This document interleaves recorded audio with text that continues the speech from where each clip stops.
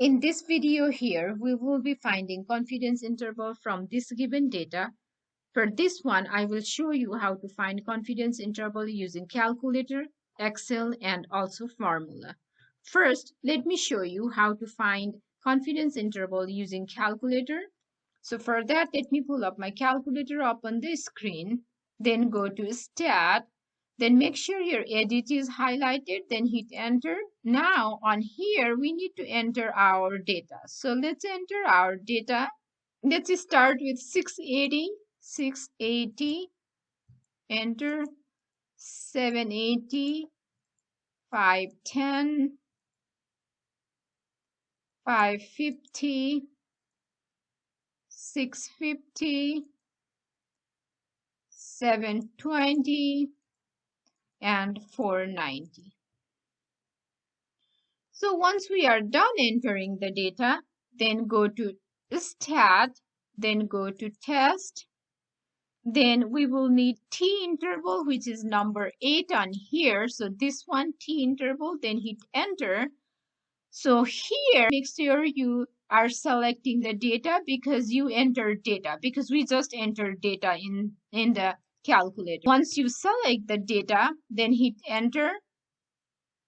Okay, so come down to list. So this one here, and we just entered our data on our list 1. So that's why your list should be list 1.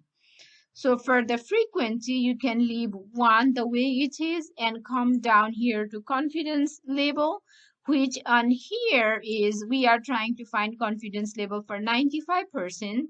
Therefore, our confidence level here would be 0.95.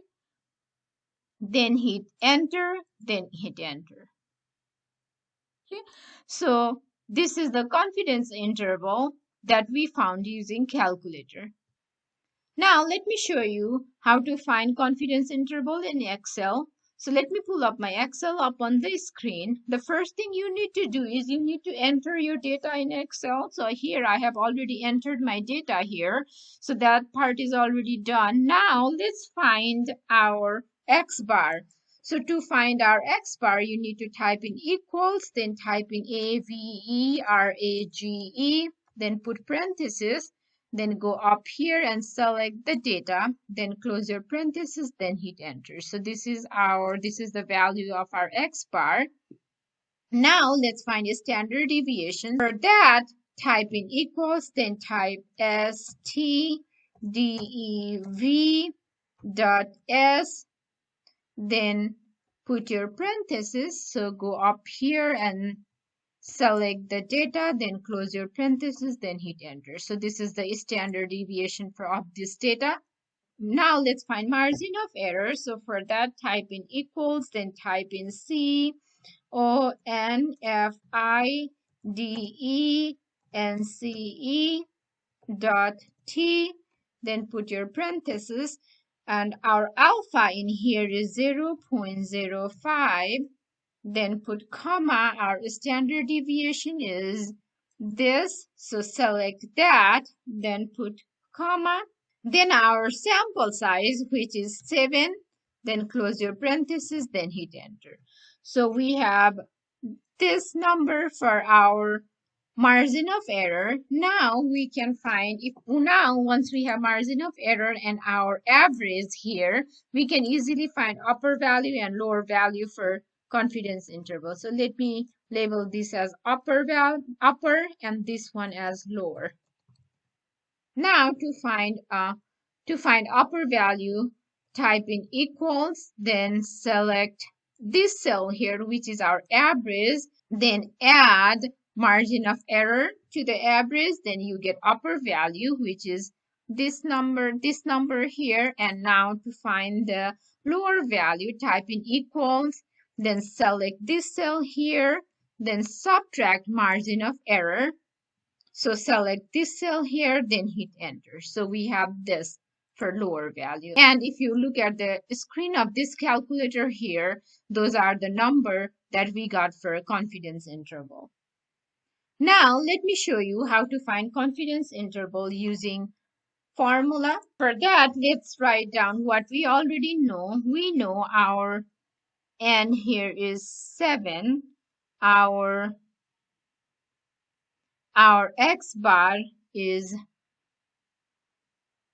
625.7143. Our standard deviation is 110.8839. Now for T alpha by 2 for 95% confidence interval is 2.447. So for more detail on finding critical value, please look at my other video. Since we have n x bar standard deviation and T alpha by 2, now let's find margin of error. So the formula for margin of error E is T alpha by 2 s over the square root of n. So now we know our T alpha by 2 is 2.447. So let's substitute the values for T alpha by 2, s, and n. And so our s is 110.8839 over the square root of n, which is 7. So when you do this math, we get 102.554. So once we have margin of error and our x bar, we can easily find confidence interval. So therefore, our confidence, let me write this here. Therefore, our confidence interval is x bar plus minus e. So here our x bar is 625.7143 plus minus our margin of error is 102.554. So when you subtract, you get 523.16, and when you add, you get 728.26.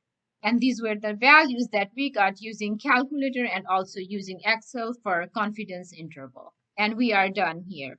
Thank you for watching. We hope this video was helpful. Please like and subscribe our channel. We will be bringing more and more videos on variety of topics.